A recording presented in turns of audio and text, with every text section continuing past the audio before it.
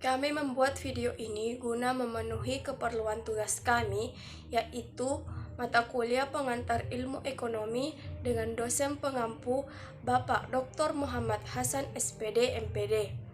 Kami mendapat materi bab 11 yaitu dengan judul Pasar Oligopoli. Assalamualaikum warahmatullahi wabarakatuh. Perkenalkan, nama saya Mulyana dari kelas B, Prodi Pendidikan Ekonomi, Fakultas Ekonomi, salah satu mahasiswi Universitas Negeri Makassar. Assalamualaikum warahmatullahi wabarakatuh. Perkenalkan, nama saya Ria Reski dengan NIM 2209045010033 dari Universitas Negeri Makassar, Fakultas Pendidikan Ekonomi dan Bisnis, jurusan Pendidikan Ekonomi Angkatan 2022, kelas B. Apa sih itu pasar oligopoli? Mungkin sebagian dari kita masih jarang mendengar tentang pasar oligopoli, apalagi di zaman yang sekarang ini. Nah, di sini saya akan menjelaskan tentang apa sih itu pasar oligopoli dan seputar pasar oligopoli. Pasar dalam pengertian yang sederhana diartikan sebagai tempat terjadinya jual beli atau penjualan dan pembelian yang dilakukan oleh penjual dan pembeli pada waktu dan tempat tertentu. Pada umumnya, suatu transaksi jual beli melibatkan produk barang atau jasa dengan uang sebagai alat transaksi pembayaran yang sah dan disetujui oleh kedua belah pihak yang bertransaksi. Selain itu, produk barang yang dimaksud di atas berasal dari kegiatan faktor produksi, yaitu kegiatan yang melakukan proses pengolahan dan mengubah faktor-faktor produksi dari yang tidak atau berkurang bermanfaat menjadi memiliki nilai manfaat yang lebih. Dalam transaksi tersebut, baik penjual maupun pembeli memiliki keinginan masing-masing. Pembeli menginginkan harga serendah-rendahnya dengan kualitas sebaik-baiknya terhadap barang atau jasa yang digunakan untuk memenuhi semua kebutuhan hidupnya. Sementara penjual menginginkan keuntungan setinggi-tingginya atas barang atau jasa yang dijualnya. Oleh sebab itu, harga dan kualitas merupakan hal yang penting dalam setiap transaksi yang dilakukan oleh penjual, produsen, dan pembeli sebagai konsumen. Oligopoli adalah pasar di mana pesaing yang memaksimalkan keuntungan menetapkan strategi mereka dengan memperhatikan bagaimana pesaing mereka cenderung beraksi.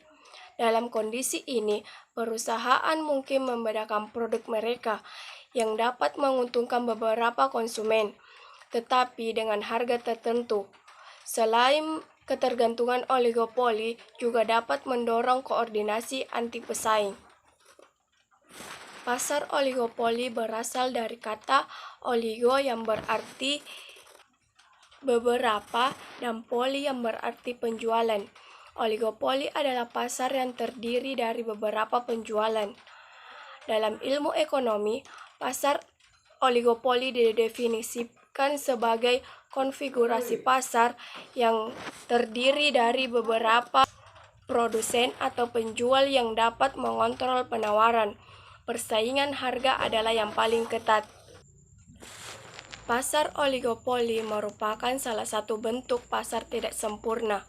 Menurut definisi, pasar oligopoli adalah pasar di mana banyak produsen atau penjual mendominasi pasar dan ada banyak konsumen atau pembeli. Barang yang dijual di pasar oligopoli bersifat homogen, sama atau serupa, dan dijual oleh banyak produsen. Biasanya, 2 atau lebih produsen mendominasi, tetapi tidak lebih dari 10 produsen. Pasar oligopoli adalah suatu bentuk pasar persaingan yang tidak sempurna karena terdapat sedikit penjual atau produsen dengan banyak pembeli di pasar. Promosi dan periklanan memainkan peran yang sangat penting bagi oligopoli dalam proses berbisnis. Promosi dan iklan dapat mempengaruhi persepsi konsumen terhadap perbedaan produk. Hal ini disebabkan oleh sifat oligopoli yang relatif homogen yang dapat saling menggantikan. Pasar oligopoli bukanlah merupakan hal yang luar biasa. Oligopoli terjadi hampir di semua negara. Secara sederhana, oligopoli ditafsirkan sebagai kondisi atau pasar di mana hanya terdapat sedikit penjual dan masing-masing penjual barang yang sama dengan yang pasar oligopoli bukanlah merupakan hal yang luar biasa. Sedangkan menurut ilmu ekonomi, oligopoli merupakan salah satu bentuk struktur pasar, di mana di dalam pasar tersebut hanya terdiri dari sedikit produsen, dan setiap produsen yang ada di dalam pasar tersebut memiliki kekuatan yang cukup besar untuk mempengaruhi harga pasar, sehingga perilaku setiap produsen akan mempengaruhi perilaku produsen lainnya di dalam pasar. Terdapat beberapa karakteristik dari pasar oligopoli, di antaranya, pertama, terdapat banyak pembeli di pasar. Kedua, hanya terdapat beberapa penjual, yaitu hanya terdapat beberapa penjual yang ada di pasar. Hal ini menunjukkan bahwa pasar masing-masing perusahaan di pasar cukup signifikan. Ketiga, saling ketergantungan, di mana pada struktur pasar persaingan sempurna maupun persaingan monopolistik, keputusan perusahaan atas harga dan kualitas hanya mempertimbangkan tingkat permintaan di pasar dan biaya produksi yang dikeluarkan. 4. Produksi yang dijual bisa bersifat identik, namun bisa pula berbeda dengan kualitas standar yang telah ditentukan. 5. Penggunaan iklan sangat intensif.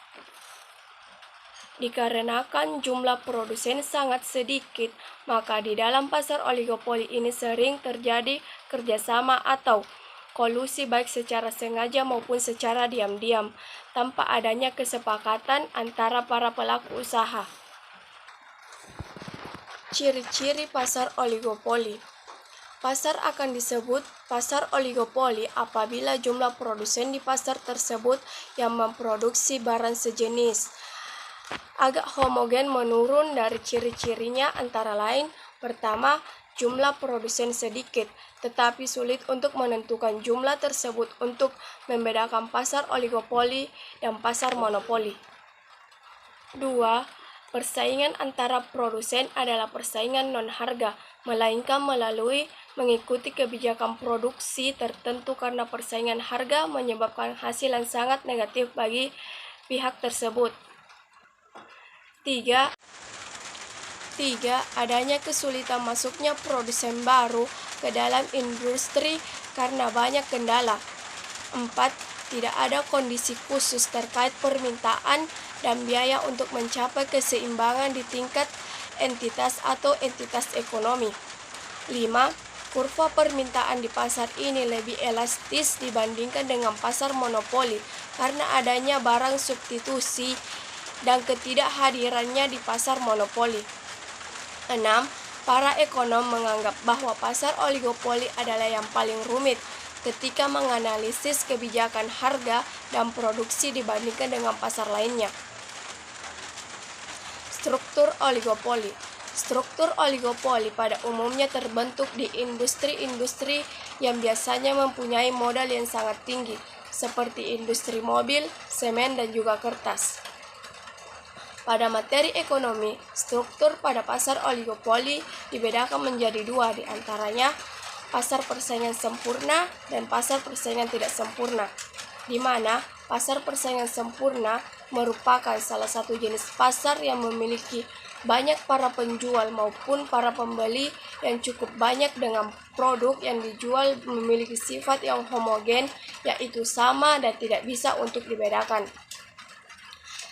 Selain harga, ini terbentuk akibat adanya mekanisme pasar yang merupakan pengaruh dari hasil sebuah penawaran maupun permintaan, sehingga penjual maupun pembeli yang ada di pasar tidak akan bisa untuk memengaruhi harga-harga. Hanya dapat berperang untuk penerima harga tersebut. Sedangkan pasar persaingan tidak sempurna, yaitu termasuk dari kebalikan pasar persaingan yang sempurna, di mana adanya para penjual maupun pembeli yang memiliki jumlah yang sangat beragam. Terkadang banyak juga pasar yang memiliki jumlah para pembeli yang sedikit. Bahkan ada juga jumlah para penjualnya cuma ada satu. Dan ada juga yang kebalikannya, yaitu ada juga jumlah pembelinya sedikit dan ada juga yang jumlah pembelinya cuma satu. Baiklah, saya akan memaparkan materi mengenai model pasar oligopoli. Jadi, model pasar oligopoli itu terdiri dari dua, yaitu oligopoli kolusif dan oligopoli non-kolusif. Pertama-tama saya akan membahas mengenai oligopoli kolusif. Oligopoli kolusif sendiri terdiri dari dua, yaitu kartel dan kepemimpinan harga. Dari kasus oligopoli, kartel adalah yang paling sering kita dengar. Dalam Kamus Hukum Ekonomi Elips, kartel diartikan sebagai persekongkolan atau persekutuan di antara beberapa produsen produk sejenis dengan maksud untuk mengontrol produksi, harga, dan penjualannya, serta untuk memperoleh posisi monopoli. Sementara menurut undang-undang, kartel adalah perjanjian antara pelaku usaha dengan pelaku usaha pesaingnya yang bertujuan mempengaruhi harga dengan mengatur produksi dan pemasaran barang atau jasa yang dapat mengakibatkan terjadinya praktek monopoli atau persaingan usaha yang tidak sehat. Sehingga dapat diketahui bahwa kartel adalah kerjasama sejumlah perusahaan yang bersaing untuk mengkoordinasi kegiatannya sehingga dapat mengendalikan jumlah produksi dan harga suatu barang atau jasa untuk memperoleh keuntungan di atas tingkat keuntungan yang wajar. Kartel akan memaksa konsumen membayar lebih mahal suatu produk. Kartel juga akan merugikan perekonomian karena pelaku usaha anggota kartel akan setuju untuk melakukan kegiatan yang berdampak pada pengendalian harga seperti pembatasan jumlah produksi. Selanjutnya yaitu kepemimpinan harga. Dalam hal ini ada perusahaan yang dominan dan perusahaan yang tidak dominan. Perusahaan yang dominan dinamakan sebagai pimpinan atau leader, sedangkan satu atau lebih perusahaan yang tidak dominan dan disebut sebagai pengikut atau follower. Perilaku perusahaan yang dominan akan menjadi contoh dan indikator untuk diikuti oleh perusahaan lain untuk menghindari resiko. Model kepemimpinan berbeda dengan kartel. Pada kartel, kedudukan anggota lebih formal dan relatif terikat. Sedangkan dalam model kepemimpinan harga, perusahaan-perusahaan dalam struktur industri tersebut relatif lebih bebas. Selanjutnya yaitu saya akan membahas mengenai oligopoli non-kolusif. Oligopoli non-kolusif merupakan sebuah pasar oligopoli yang dimana para perusahaan-perusahaan yang berada di dalam pasar tidak ikut melakukan kolusi. Macam-macam yang tergolong dalam oligopoli non-kolusif yaitu yang pertama, Augustin Cournot tahun 1801 sampai 1877. Seorang matematikawan Prancis mengembangkan model oligopoli pertama yang dieksplorasi di sini. Model Cournot adalah model oligopoli di mana perusahaan memproduksi barang homogen dengan asumsi bahwa output pesaing adalah tetap ketika memutuskan berapa banyak yang akan diproduksi.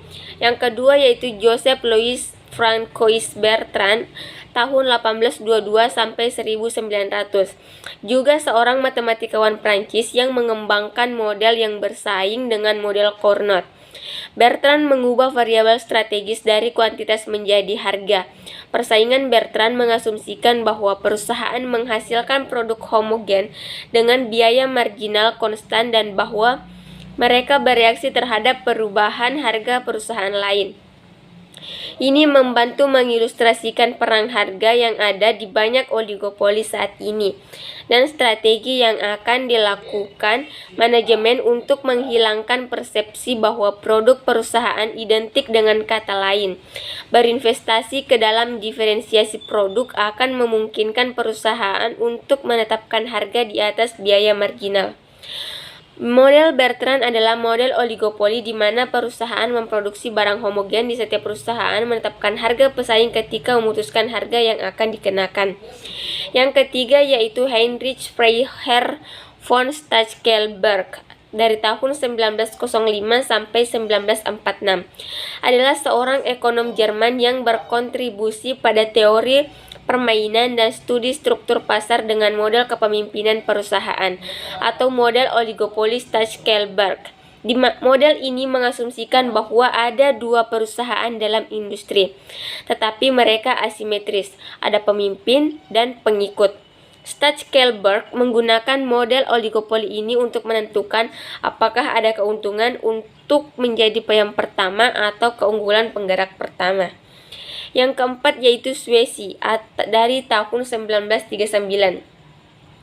Mengembangkan model berdasarkan asumsi bahwa perusahaan akan merespon kenaikan harga secara berbeda dari yang mereka lakukan terhadap pemotongan harga. Secara khusus dalam kompetisi Swissy ada ketegaran pada kurva permintaan yang berlaku pada harga yang ada. Jika sebuah perusahaan menaikkan harga, maka ia berisiko kehilangan pangsa pasar. Sebaliknya, jika suatu perusahaan menurunkan harga, perusahaan lain akan mengikuti untuk mempertahankan pangsa pasar mereka dan sebagai akibatnya, output industri akan turun di bawah tingkat efisiensi sosial. Oleh karena itu, dalam model ini, biaya marginal dapat berfluktuasi tanpa mengubah harga dan kuantitas ekuilibrium dan pasar yang menjadi ditentukan oleh kekakuan harganya. Yang terakhir yaitu model Edgeworth. Asumsinya jika hanya terdapat dua perusahaan dengan komoditi yang homogen, yaitu yang pertama, setiap perusahaan mempunyai kapasitas. Yang kedua yaitu setiap perusahaan mempunyai kapasitas produksi dan tidak memenuhi seluruh penawaran pasar. Dan yang ketiga yaitu setiap perusahaan dalam mencoba memaksimumkan TR atau keuntungan total mengasumsikan bahwa perusahaan lain akan mempertahankan harganya pada tingkat yang konstan. Akibatnya akan terjadi fluktuasi harga produk yang terus-menerus di antara harga monopoli dan harga output maksimum dari suatu perusahaan. Baiklah, saya akan memaparkan materi selanjutnya yaitu penetapan harga dan konsentrasi pasar oligopoli. Selama beberapa dekade terakhir, studi konsentrasi keuntungan telah digantikan oleh aliran penelitian yang meneliti hubungan antara struktur pasar dan harga daripada keuntungan.